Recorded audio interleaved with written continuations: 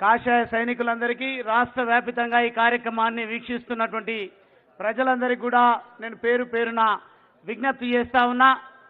గత బీఆర్ఎస్ ప్రభుత్వంలో ఏ రకమైనటువంటి వంచన అన్యాయం దళితులకు ప్రత్యేకించి జరగడం జరిగిందో అంతకంటే మరీ దారుణంగా ఈ రాష్ట్ర ముఖ్యమంత్రి రేవంత్ రెడ్డి గారు ప్రజలను మోసగించడమే కాకుండా దళితులను వంచడమే కాకుండా రకరకాల కార్యక్రమాలను బీసీ డిక్లరేషన్ అంటూ కామారెడ్డిలో, దళిత డిక్లరేషన్ అంటూ చేవల్లిలో రకరకాల కార్యక్రమాలు చేయడం జరిగింది.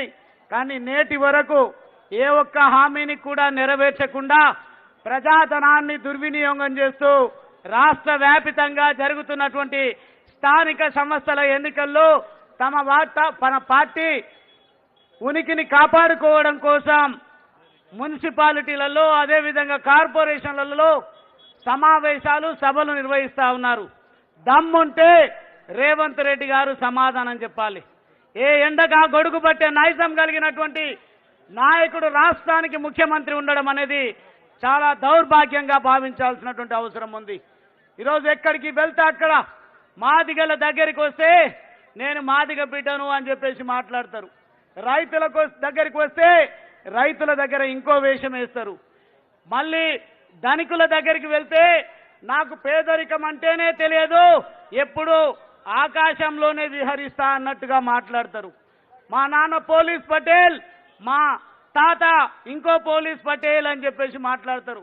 మీరు ఏ పటేల్ ఉండని ఏదైనా ఉండని రాష్ట్ర ముఖ్యమంత్రిగా కొంత గౌరవంగా వ్యవహరించాల్సినటువంటి అవసరంతో పాటుగా ఇచ్చిన హామీలను నెరవేర్చే దానిపైన ప్రభుత్వం దృష్టి సారించాలి తప్ప ఎప్పుడు ఎన్నికల యావతో ఈరోజు ప్రజలను వంచకూడదు అని ఈ రాష్ట్ర ముఖ్యమంత్రి గారికి హెచ్చరిక చేయడంతో పాటు ఏమయ్యింది, దళితులకు ఇస్తానన్నటువంటి 12 లక్షల దళిత బంధు పేర్లు మార్చిండ్రు, ఫిగర్లు మార్చిండ్రే తప్ప ఇప్పటి వరకు మీరు దళితులకే కాదు ఏ వర్గానికి ఏం ఉరగబెట్టిండ్రో సమాధానం చెప్పాలని రాష్ట్ర ముఖ్యమంత్రి గారిని నేను డిమాండ్ చేస్తూ ఈరోజు భారతీయ జనతా పార్టీ ఆధ్వర్యంలో మా రాష్ట్ర నాయకుడు రామచంద్రరావు గారి నాయకత్వంలో జరుగుతున్నటువంటి ఈ మహా ధర్నా ద్వారా రాష్ట్ర ప్రభుత్వానికి హెచ్చరిక చేయడంతో పాటు ఈ రాష్ట్ర ప్రభుత్వానికి ఎన్ని హెచ్చరికలు చేసినా ఎన్ని విధాలుగా మొరపెట్టుకున్నా కనువిప్పు కరిగేటువంటి పరిస్థితి లేదు. కాబట్టి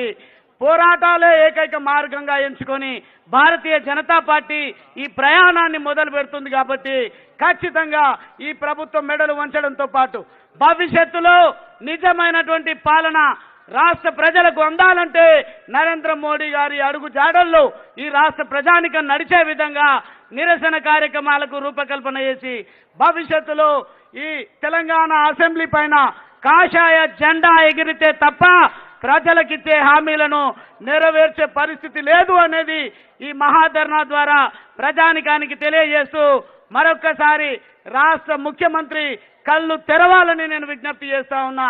లేని పక్షంలో మిమ్మల్ని గ్రామాలలో అడుగుపెట్టనిచ్చే పరిస్థితి లేదు.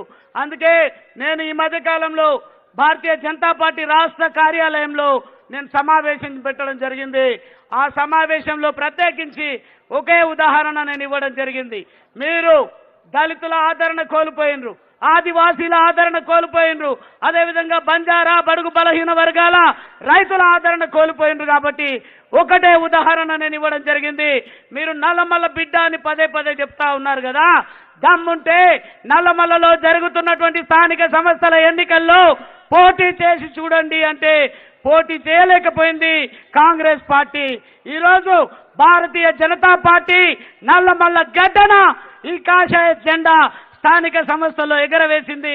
రాబోయే రోజుల్లో కూడా రాష్ట్ర అసెంబ్లీ పైన కాషాయ జెండా ఎగరవేస్తాం.